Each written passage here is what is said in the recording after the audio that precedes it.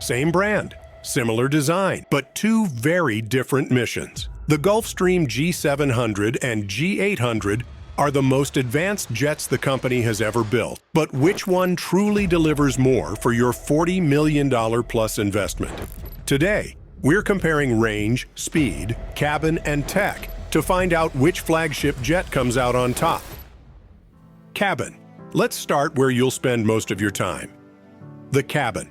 And this is where things get really interesting because Gulfstream isn't playing around with either of these jets. The G700 gives you a cabin length of 56 feet and 9 inches. That's massive. The width comes in at 8 feet and 2 inches, with a height of 6 feet and 3 inches. But the G800? It takes everything up a notch. You're looking at a cabin length of 62 feet and 5 inches. That's nearly 6 feet longer than the G700. The width matches at 8 feet and 2 inches, and the height is identical at 6 feet and 3 inches. Now, you might think 6 feet doesn't sound like much, but in aviation, that's enormous.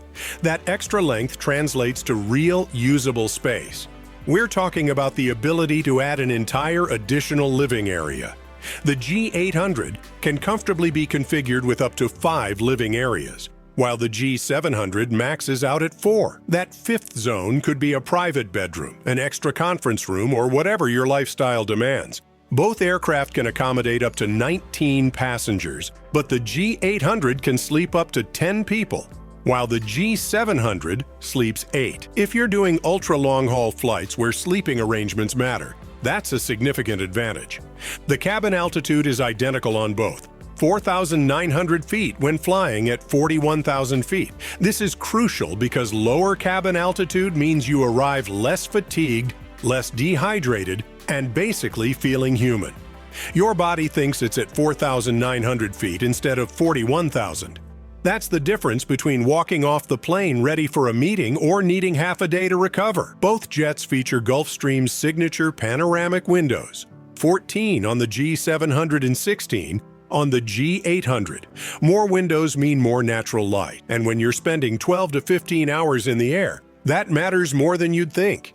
The cabin management system is next level on both aircraft. You control everything from your seat, lighting, temperature, entertainment, window shades. Both feature ultra-high-speed Wi-Fi that actually works at altitude. We're talking about video calls, streaming, whatever you need. And the air in the cabin is completely refreshed every 2 to 3 minutes with 100% fresh air. No recirculated air means fewer germs, better air quality, and again, you arrive feeling better. The galley on both aircraft is fully equipped, but the G800's extra length allows for a larger galley setup if you want it. You can have a full-service kitchen that rivals some restaurants. Both jets can be configured with a shower, but the G800 has more flexibility in where that shower can be positioned. By the way, we now have a full Spanish version of this channel. Same jets, same luxury, now in Spanish. If you speak Spanish or know someone who does, this is for you. Check the pinned comment to subscribe. Cockpit.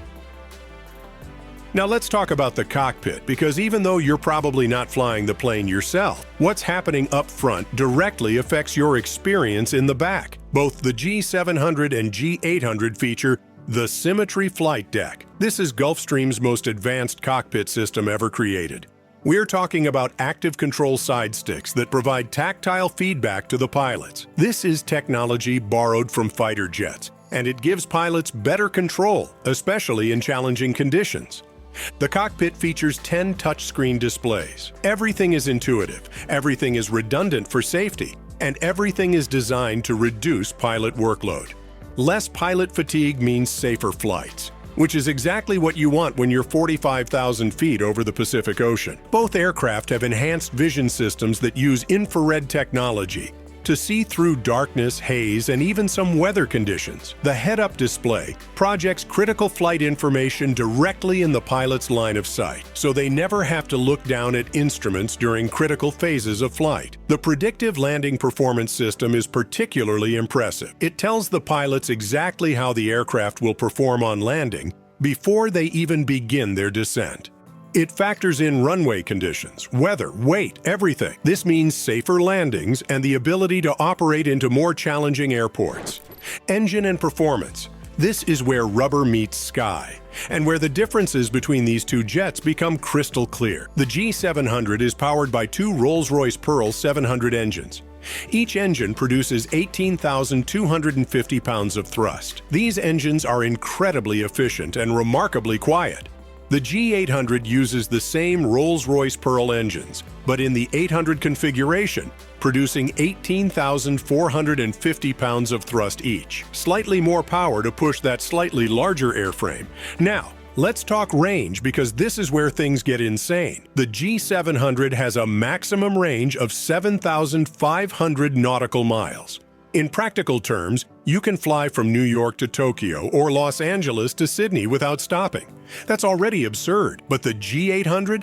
8,000 nautical miles. That's the longest range of any purpose-built business jet in the world. You can fly from New York to Singapore, Los Angeles to Dubai, London to Perth, Australia, all non-stop. That extra 500 nautical miles opens up route possibilities that simply don't exist with any other business jet. Maximum operating speed for the G700 is Mach 0.925, which translates to about 610 miles per hour at cruise altitude. The G800 matches this exactly. Both jets will get you there at the same speed.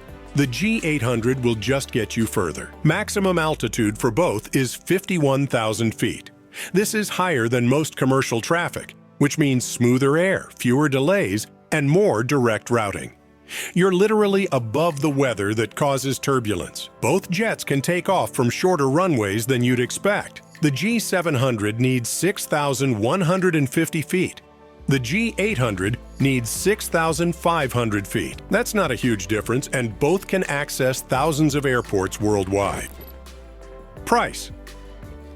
Let's talk money. The G700 has a list price of $75 million. The G800 starts at $79 million.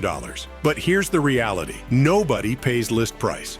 By the time you add custom interiors, upgraded avionics, special paint schemes, and everything else, you're looking at $85 to $95 million for a fully loaded G700 and $90 to $100 million plus for a G800.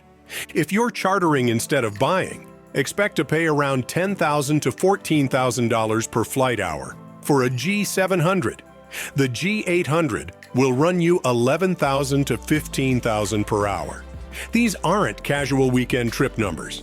These are serious business tools. So here's what we promised: the secret features most people don't know about.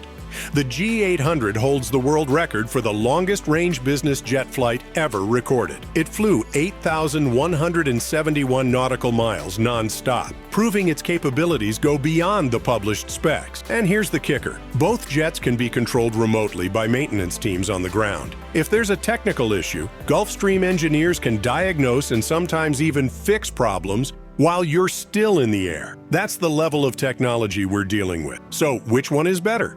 If you need the absolute maximum range and the most cabin space money can buy, the G800 is your answer. If you want incredible performance and capability at a slightly lower price point, and you don't need that extra 500 nautical miles of range, the G700 is still one of the best business jets ever built.